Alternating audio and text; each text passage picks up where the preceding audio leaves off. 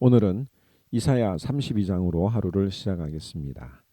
오늘 제목을 어려움에서 탈출하는 방법이라고 정해 보았습니다.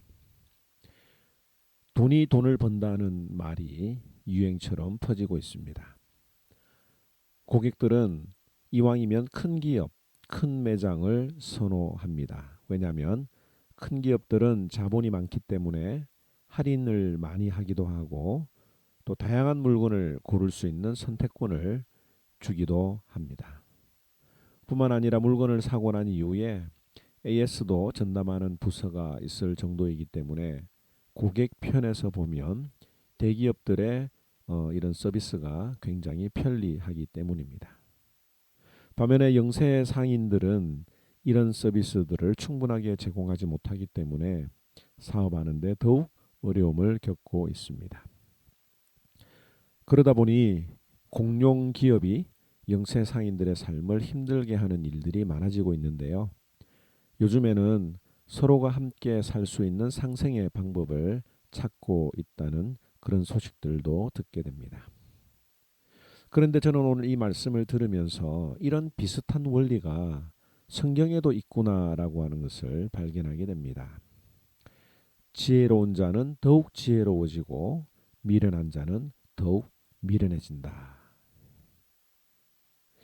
지혜로운 자는 성경이 생명인 줄 알고 그 성경을 통해서 매일마다 힘을 공급받아서 더욱 지혜롭게 됩니다. 그러나 미련한 자는 하나님의 말씀을 우습게 여기고 듣지 않기 때문에 더욱 완악해지고 미련해지는 것입니다. 오늘 6절과 7절, 8절에서 그런 이야기를 하고 있는데요. 이는 어리석은 자는 어리석은 것을 말하며 그 마음에 불의를 품어 간사를 행하며 패역한 말로 여호와를 거스리며 줄인 자의 속을 비게 하며 목마른 자에게서 마실 것이 없어지게 함이며 악한 자는 그 그릇이 악하여 악한 계획을 세워 거짓말로 가련한 자를 멸하며 가난한 자가 말을 바르게 할지라도 그리함이거니와 존귀한 자는 존귀한 일을 계획하나니 항상 그는 항상 존귀한 일에 서리라고 말하고 있죠. 우리가 일상생활을 할 때에 어떤 사람을 보고 지혜롭다고 말합니까? 여러 의미로 쓰일 수 있겠지만 특별히 앞날을 잘 내다보고 준비하는 사람을 보고 참 저 사람은 지혜롭다라고 평가를 합니다. 성경에서 말하는 지혜의 부분도 이런 부분이 있습니다. 성경을 통해서 앞날에 일어날 일을 미리 보고 미리 잘 준비하는 사람을 지혜로운 사람이라고 하지요.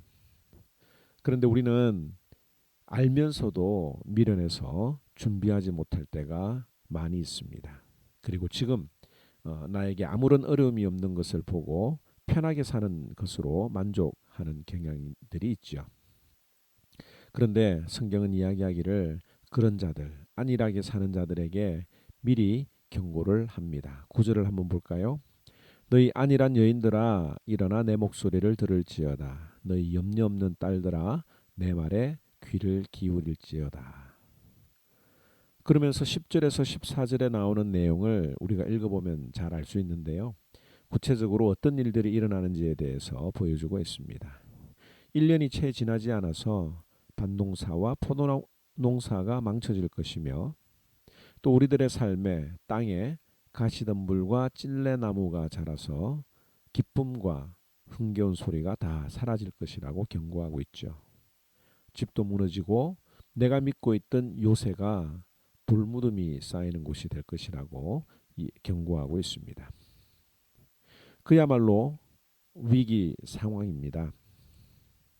그런데 이 말씀을 듣고 빨리 깨닫는 자는 문제가 없어요. 지혜로운 자들은 이런 어려움을 겪기 전에 미리 예방을 할 수가 있습니다. 그런 사람들은 이 하나님의 경고를 축복의 기회로 삼는 자들이기 때문에 그렇죠. 그런데 이런 경고를 들어도 말을 듣지 않는 자들이 문제가 되는 것입니다. 여러분들 부모가 자녀들을 잘 키우기 위해서, 특별히 지혜로운 아들로 또 딸로 키우기 위해서 얼마나 많은 노력을 합니까? 그런데 아이가 부모 말을 못 알아듣고 계속 자기 세계에 빠져서 산다면 얼마나 부모의 마음이 답답할까요? 그래서 부모들은 이 아이의 그 고정관념을 깨고 또 부모의 말을 잘 알아들을 수 있는 그런 새로운 방법들을 찾아보기도 하고, 또 부모가 힘들기 때문에 부모에게 영향력을 끼칠 수 있는 사역자나 선생님들을 간절히 원하고 있습니다. 그런데 오늘 이 말씀을 통해서 깨닫는 진리가 있습니다. 한 방법이 있다고 알려주고 있어요. 15절을 다 같이 한번 볼까요? 15절에 마침내 위에서부터 영을 우리에게 부어주시리니, 위에서부터 부어지는 영 무엇입니까? 성령이지요. 성령을 받으면 어떤 일이 일어나게 되느냐면 나에게 주인이 따로 있다, 왕이 따로 있다라고 하는 것을 깨닫게 됩니다. 그리고 그분만 의지하게 되면 광풍을 피하게 되고 폭풍우를 피할 수 있다고 알려주게 되는 거죠. 또 2절에서 4절 말씀에 보면 이런 말씀이 있습니다. 보는 자의 눈이 감기지 아니할 것이요 듣는 자가 귀를 기울일 것이며 조급한 자의 마음이 지식을 깨닫고 어눌한 자의 혀가 민첩하여 말을 분명하게 할 것이라. 성령을 받으면 지혜롭게 됩니다. 성령을 받으면 지혜롭게 되어서 하나님의 말씀을 그대로 받아들이고 하나님의 경고와 위기 속에서도 우리의 큰 기회로 삼을 수 있는 능력이 생기게 됩니다. 우리가 성령을 받으면 우리의 영혼 문제뿐만 아니라 육신의 삶도 해결받습니다. 정말 그럴까요? 오늘 15절에서 20절 말씀을 한번 묵상하실 때에 읽어보시기 바랍니다. 성령을 받으면 우리의 모든 육신의 삶이 해결되고 있다. 그런데 그 성경을 읽다가 19절은 이렇게 해석을 해야 됩니다. 비록 숲은 우박에 상하고 성읍은 파괴되어도 내 백성이 거하는 곳은 안전한 곳이 될 것이다. 오늘 이 말씀 묵상하시면서 혼란스러워해서는 안 되는 것이 있습니다. 하늘에서 부어지는 영은 이미 우리가 받았습니다. 성령을 받은 자는 이미 그 사실을 알고 있는 자죠. 그러나 세상에 살고 있는 우리의 믿음은 가만히 두면 약해집니다. 그래서 우리는 날마다 하나님의 영을 간구하고 새 영이 넘쳐나도록 원하고 갈망하고 기도해야 하는 것입니다. 오늘 이 아침에 인생에 어렵고 힘든 문제가 있습니까? 하나님의 영이 충만하면 해결이 됩니다. 아침에 묵상하면서 하나님의 성령이 내 마음속에 충만해져서 영적인 문제, 그리고 모든 정신적인 문제, 육체적인 문제들이 다 해결함을 받는 저와 여러분들이 되기를 바랍니다. 제32장. 보라, 장차 한 왕이 공의로 통치할 것이요 방백들이 정의로 다스릴 것이며 또 그 사람은 광풍을 피하는 곳, 폭우를 가리는 곳 같을 것이며 마른 땅의 냇물 같을 것이며 곤비한 땅의 큰 바위 그늘 같으리니 보는 자의 눈이 감기지 아니할 것이요 듣는 자가 귀를 기울일 것이며 조급한 자의 마음이 지식을 깨닫고 어눌한 자의 혀가 민첩하여 말을 분명히 할 것이라. 어리석은 자를 다시 존귀하다 부르지 아니하겠고 우둔한 자를 다시 존귀한 자라 말하지 아니하리니 이는 어리석은 자는 어리석은 것을 말하며 그 마음의 불의를 품어 간사를 행하며 패역한 말로 여호와를 거스르며 줄인 자의 속을 비게 하며 목마른 자에게서 마실 것을 없어지게 함이며 악한 자는 그 그릇이 악하여 악한 계획을 세워 거짓말로 가련한 자를 멸하며 가난한 자가 말을 바르게 할지라도 그리함이거니와 존귀한 자는 존귀한 일을 계획하나니 그는 항상 존귀한 일에 서리라. 너희 안일한 여인들아, 일어나 내 목소리를 들을지어다. 너희 염려 없는 딸들아, 내 말에 귀를 기울일지어다.